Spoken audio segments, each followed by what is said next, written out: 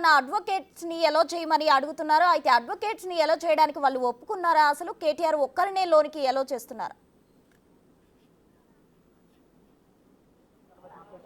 ఇంకా దాని మీద ఎటువంటి క్లారిటీ రాలేదు. ఎందుకంటే ఏసీపీ డీజీ కానీ అలాగే ఇద్దరు డైరెక్టర్ కూడా వాళ్ళు ఉన్నారు కాబట్టి వాళ్ళు డిసిషన్ తీసుకుంటారు. ఎందుకంటే ఆల్రెడీ విచారణ అనేది వీడియో కూడా తీయాలని వాళ్ళు నిర్ణయించుకున్నారు కాబట్టి ఈ సమయంలో అడ్వకేట్ సమక్షంలో విచారణ చేయాలంటే కూడా కొంచెం అనుమతించే అవకాశం ఉంటుంది.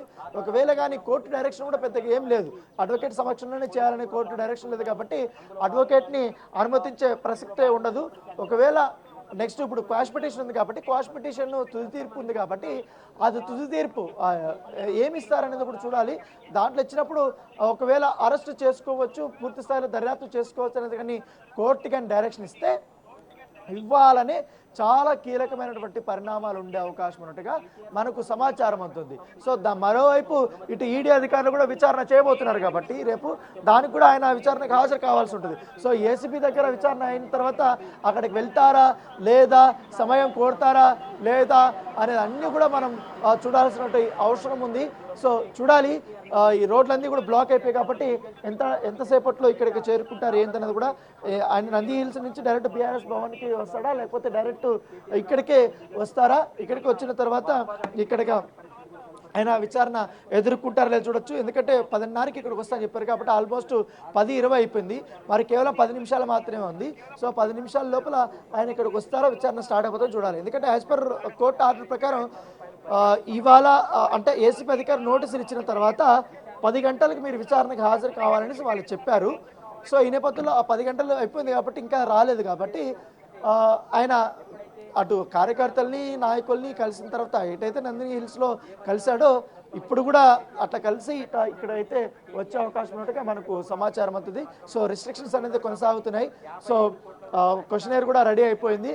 సో వచ్చిన తర్వాత ఆయన్ని అనేక రకాలుగా క్వశ్చన్ చేయబోతున్నారు. ఎందుకంటే చిన్న అమౌంట్ కూడా కాదు. ఎందుకంటే హెచ్ఎండిఏకి చాలా వరకు కూడా నష్టం రాలేదు. దీని వెనకాల మొత్తం తవ్వితే చాలా పెద్ద స్థాయిలో కుట్ర జరిగిందని ఏసీబీ అధికారులు భావిస్తున్నారు. ఎందుకంటే అనేక ట్రాన్సాక్షన్ చూశారు, చాలా వరకు డాక్యుమెంట్లు పరిశీలించారు, చాలా మందిని విచారించారు, హెచ్ఎండిఏలు విచారించారు, తర్వాత డిపార్ట్మెంట్లో చాలా వరకు కూడా ఇన్ఫర్మేషన్ తీసుకున్నారు.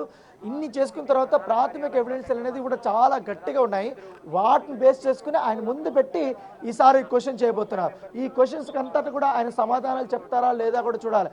లేకపోతే సేమ్ నాకేం తెలీదు అన్న దీంట్లోనే చెప్తారా లేదని కూడా మనం చూడాల్సినటువంటి అవసరం ఉంది.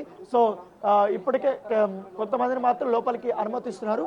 ఇంకా పూర్తిగా అక్కడ బ్యారికేడ్లు వేశారు కాబట్టి ఆపేశారు.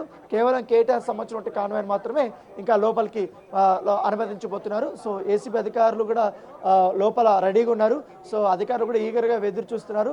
సో అన్ని భద్రతా ఏర్పాట్లు కూడా పూర్తయ్యాయి కాబట్టి సో ఇంకెప్పుడు వస్తారు ఏంటని కూడా ఎప్పటికప్పుడు మానిటరింగ్ చేసుకుంటున్నారు. ఇటు ట్రాఫిక్ సంబంధించిన పోలీసులతో వీళ్ళతో కూడా వాళ్ళు మానిటరింగ్ చేస్తున్నారు. ఎన్ని గంటలకు వస్తారు ఏంటి అన్న దానిపై కూడా ఎక్కడ కూడా ఆగిందా లేదా అన్న దానిపై ఎప్పటికప్పుడు సమాచారం అనేది వారు సేకరిస్తున్నటువంటి నేపథ్యం కూడా మరొక 10 నిమిషాల్లో కేటీఆర్ ఇక్కడికి రాబోతున్నారు. Right Rana, thank you.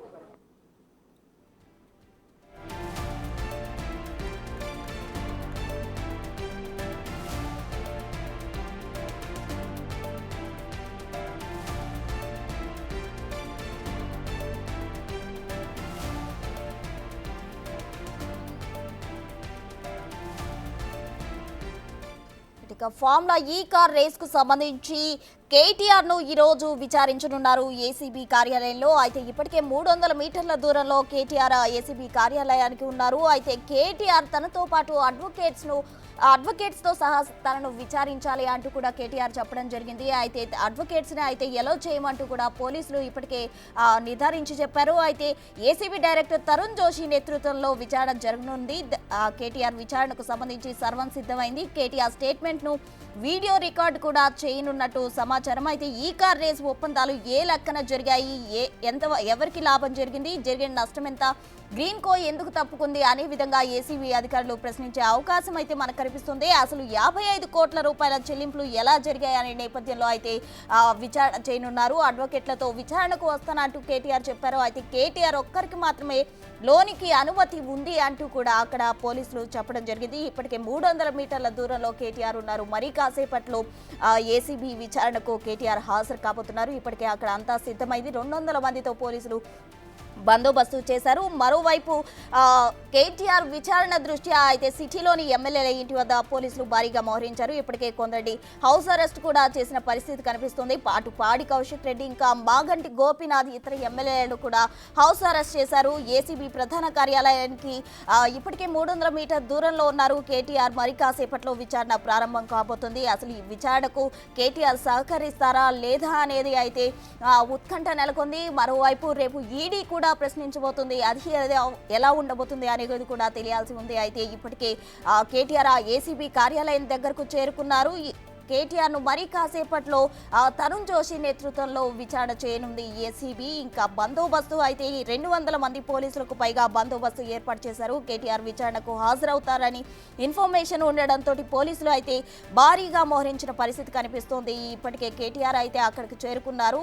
A1గా ఉన్న మాజీ మంత్రి బీఆర్ఎస్ వర్కింగ్ ప్రెసిడెంట్ కేటీఆర్ను ఏసీబీ ఆఫీస్కు 300 మీటర్ల దూరంలో ఉండిపోయారు. కేటీఆర్ వెంట అడ్వకేట్లు కూడా లోనికి వస్తామనడంతో అక్కడ ఆర్గ్యుమెంట్ నడుస్తోంది. అడ్వకేట్లను లోనికి అనుమతించేదే లేదంటూ కూడా పోలీసులు చెప్తూ ఉన్నారు. అడ్వకేట్లతో కలిసి విచారణ ఫేస్ చేస్తారని కేటీఆర్ చెప్తున్నారు. దాంతో ఆయన కారును పోలీసులు అక్కడే ప్రస్తుతానికి నిలిపివేశారు. మరి కాసేపట్లో ఆయన ఎలో చేస్తారా, అడ్వకేట్స్తో సహా ఎలో చేస్తారా, లేకపోతే కేటీఆర్ ఒక్కరినే ఎలో చేస్తారా అనేది తెలియాల్సి ఉంది. కాసేపట్లో ఏసీబీ ఆఫీస్కు చేరుకుంటారు. కొద్దిసేపటి క్రితమే నందినగర్లోని తన ఇంటి నుంచి కేటీఆర్ ఏసీబీ ఆఫీస్కు చేరుకున్నారు.